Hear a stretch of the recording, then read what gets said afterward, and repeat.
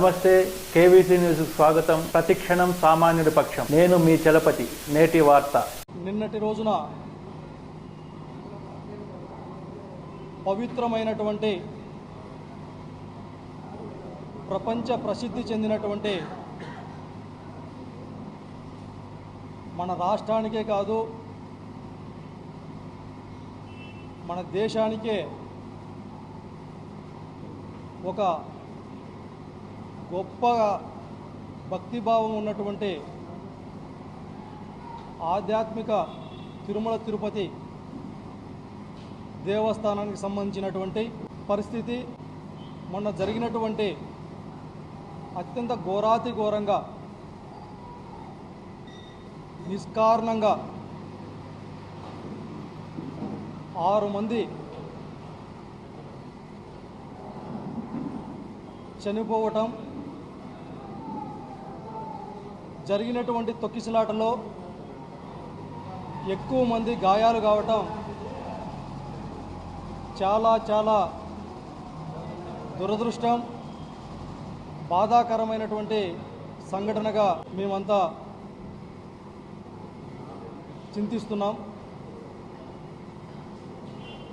ఇక్కడ మనమందరం ఒక విషయం ఆలోచిస్తే, గతంలో తిరుమల తిరుపతి దేవస్థానం యొక్క చరిత్రలో ఇంతటి ఘోరమైనటువంటి పరిస్థితి గతంలో ఎప్పుడు ఉండేటటువంటిది జరగలేదు. దానికి కారణం అధికారులు మరియు ప్రభుత్వం మధ్య ఒక సమన్వయంతో లక్షలాది మంది భక్తులు వచ్చేటటువంటి తిరుమల తిరుపతి దేవస్థానం నందు ముందు జాగ్రత్తగా మౌలిక సదుపాయాలు ఎటువంటి ఆటంకం కలగకుండా జాగ్రత్తలు తీసుకోవడం వల్ల గతంలో ఇటువంటి పరిస్థితులు జరగల. మరి ఈ మధ్యకాలంలో తిరుమల తిరుపతి దేవస్థానానికి సంబంధించినటువంటి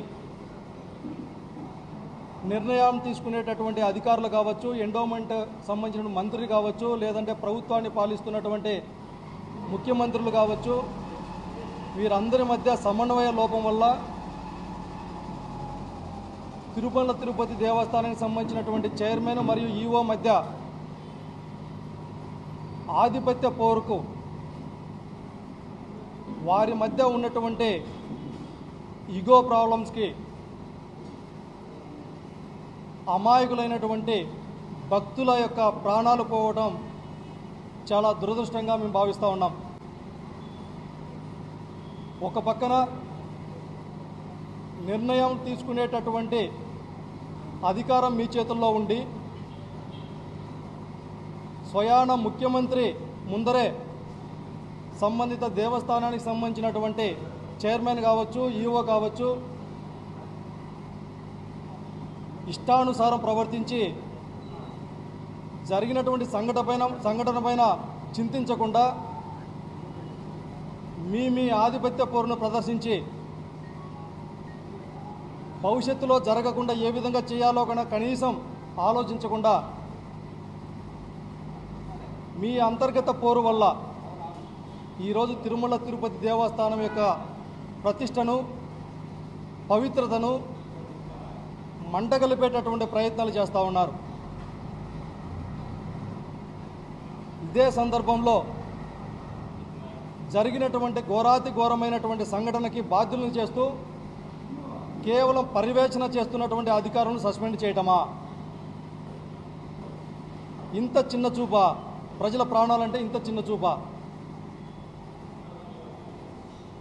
నిర్ణయం తీసుకునేది ముఖ్యమంత్రి, నిర్ణయం తీసుకునేటటువంటిది గుడికి సంబంధించినటువంటి చైర్మన్, ఈఓ, లేదంటే సంబంధిత మంత్రులు. మీరు నిర్ణయాలు తీసుకుంటే ఆ నిర్ణయాలను అమలు చేసేటటువంటి బాధ్యత కొంతమంది ఆఫీసర్లది. మరి చిన్న స్థాయి ఆఫీసర్లను బాధ్యులను చేస్తూ సస్పెండ్ చేస్తూ మీరు మాత్రం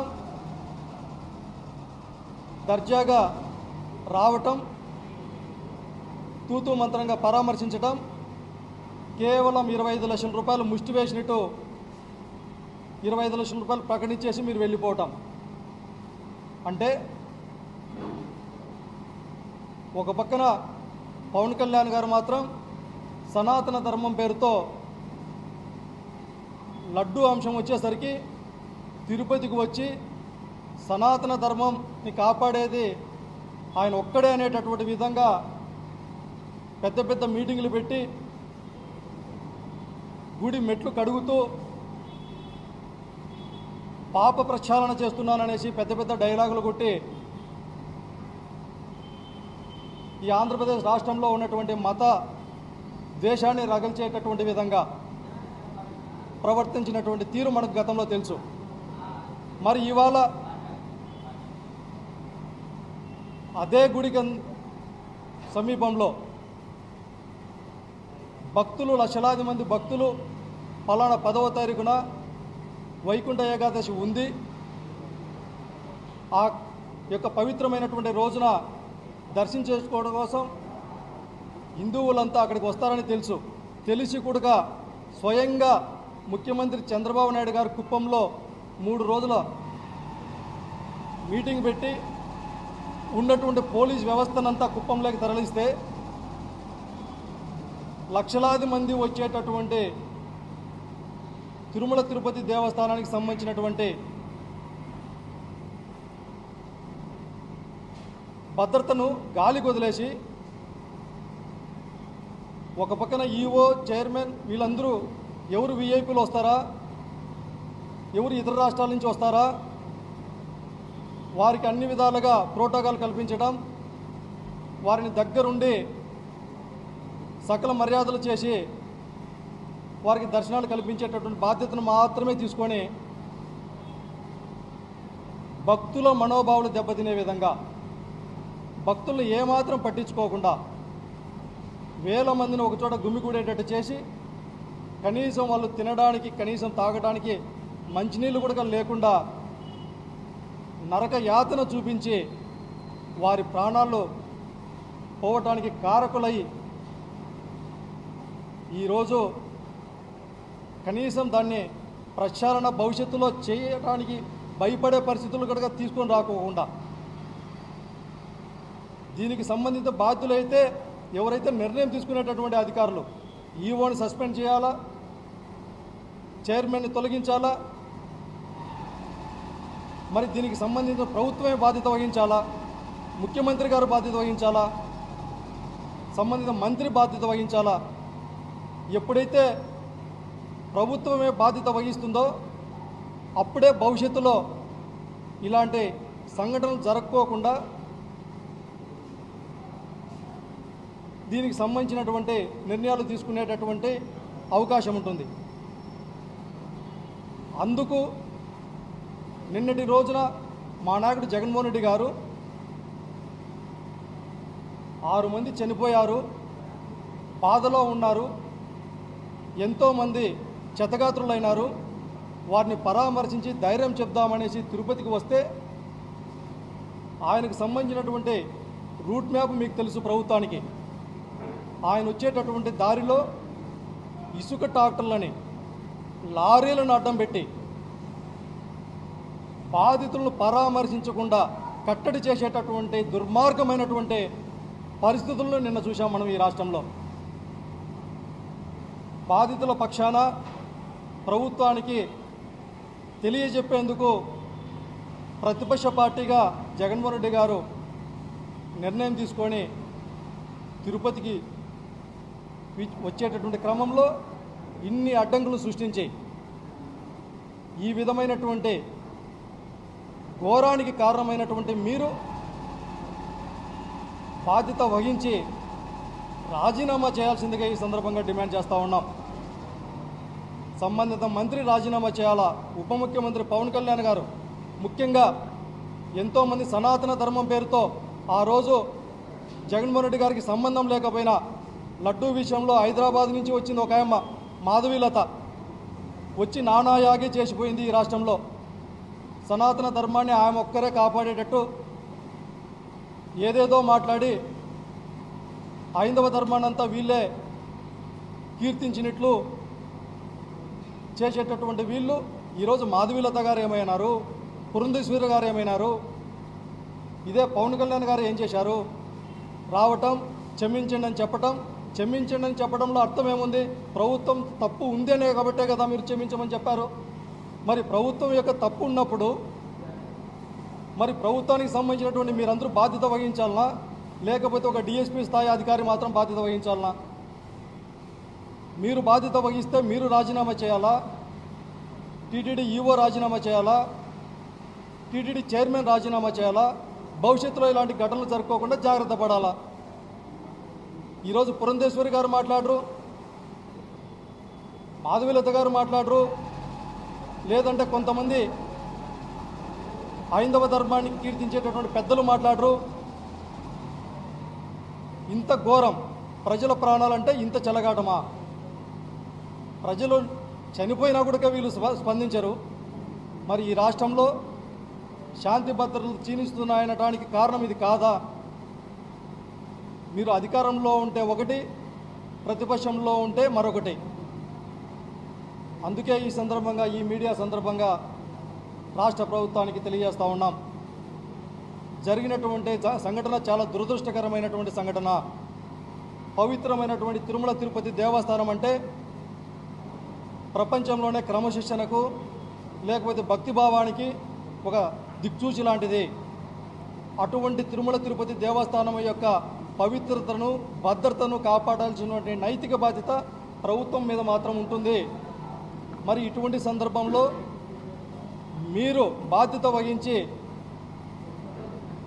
రాజీనామాలు చేయాల్సిందిగా ఈ సందర్భంగా డిమాండ్ చేస్తూ ఉన్నాం. ఇదే సందర్భంగా భక్తులకు మనవి చేస్తూ ఉన్నాం, కొంతమంది చెప్పేటటువంటి అడ్వర్టైజ్మెంట్లు చేసేటటువంటి వాళ్ళకి వారి మాటలను పట్టించుకోకుండా మనం కూడా తగు జాగ్రత్తగా ఉండాలి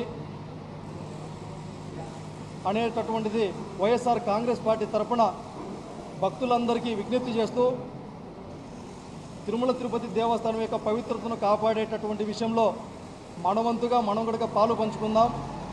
అందుకు వైఎస్ఆర్ కాంగ్రెస్ పార్టీ నాయకులు జగన్మోహన్ రెడ్డి గారు గతంలో ఎన్నో విప్లవాత్మకమైనటువంటి మార్పులు తీసుకొని వచ్చారు తిరుమల తిరుపతి దేవస్థానంలో. ఈరోజు చంద్రబాబు నాయుడు గారు మాట్లాడుతున్నారు, 10 రోజులు వైకుంఠ ఏకాదశికి సందర్భంగా 10 రోజులు కేటాయించడమా దర్శనానికి అనేసి. మరి అది తప్పు అని మీకు తెలిసినప్పుడు, అదే నిజంగా తప్పు అయితే మీరు ముఖ్యమంత్రిగా వచ్చినప్పుడు ఈ రోజుకి 7 నెలలు అవుతా ఉంది, మీరు ఎందుకు మార్చలేకపోయినారు ఆ విధానాన్ని? అంటే మంచి జరిగితేనేమో మీకు మాత్రమే ఆపాదించుకుంటారు, చెడు జరిగితే మాత్రం ప్రతిపక్ష నాయకుడికి, మా నాయకుడు జగన్మోహన్ రెడ్డి గారికి, మా పార్టీకి ఆపాదిస్తారు. ఏది జరిగినా ఈ రాష్ట్రంలో చెడు జరిగితే మాత్రం మా పార్టీకి ఆపాదిస్తారు, మీ ప్రమేయం లేకుండా మంచి జరిగినా మాత్రం అది మీకు మాత్రం ఆపాదించుకుంటారు. ఇటువంటి పరిస్థితులు కేవలం ఈ ఆంధ్రప్రదేశ్ రాష్ట్రంలో మాత్రమే చూస్తున్నాం. అందుకే వైఎస్ఆర్ కాంగ్రెస్ పార్టీ తరఫున ఈ ప్రభుత్వాన్ని డిమాండ్ చేస్తూ ఉన్నాం, భవిష్యత్తులో ఇలాంటి ఘటనలు జరగకుండా చూడాల్సిన బాధ్యత మీదే. జరిగినటువంటి ఘటనకి, అదేవిధంగా మా నాయకుడిని అడ్డుకునేటటువంటి ఘటన కూడా మీరే బాధ్యత వహించాల్సిందిగా ఈ సందర్భంగా డిమాండ్ చేస్తూ, వైఎస్ఆర్ కాంగ్రెస్ పార్టీ తరఫున ఎప్పటికీ గతంలో ఏ విధంగా అయితే తిరుమల తిరుపతి దేవస్థానంకే కాదు, ఈ రాష్ట్రంలో ఉన్నటువంటి ప్రతి ఒక్క దేవస్థానాన్ని కూడా పెద్ద ఎత్తున అభివృద్ధి చేసినటువంటి చరిత్ర జగన్మోహన్ రెడ్డి గారిది. అదేవిధంగా పూజారులకు సంబంధితంగా నెలవారీ ఖర్చులకు సంబంధించినటువంటి విధానాన్ని ప్రకటించి భక్తిభావాన్ని పెంపొందించి ఎండోమెంట్ శాఖను ప్రతిష్టాత్మకంగా చేసి ఎటువంటి అవాంఛనీయ సంఘటనలు జరుపుకోకుండా ఏదైనా ఒక కార్యక్రమం ఉంది అంటే దానికి పదే సమీక్ష సమావేశాలు నిర్వర్తించి అధికారులని ప్రభుత్వం సమన్వయం చేసుకుంటూ ఎటువంటి అవాంఛనీయ సంఘటనలు జరుపుకోకుండా చేసినటువంటి చరిత్ర జగన్మోహన్ రెడ్డి గారిది. మరి ఇప్పటికైనా అదంతా తెలుసుకొని భవిష్యత్తులో ఇలాంటి ఘటనలు జరుపుకోకుండా ప్రభుత్వం వెంటనే చర్యలు తీసుకోవాల్సిందిగా ఈ సందర్భంగా డిమాండ్ చేస్తా ఉన్నాం. ఇంతటితో నేటి వార్త సమాప్తం. మరిన్ని వార్తా విశేషాలతో మీ ముందుకు వస్తుంది KV's news. Until then, signing off మీ కేవీ చలపతి.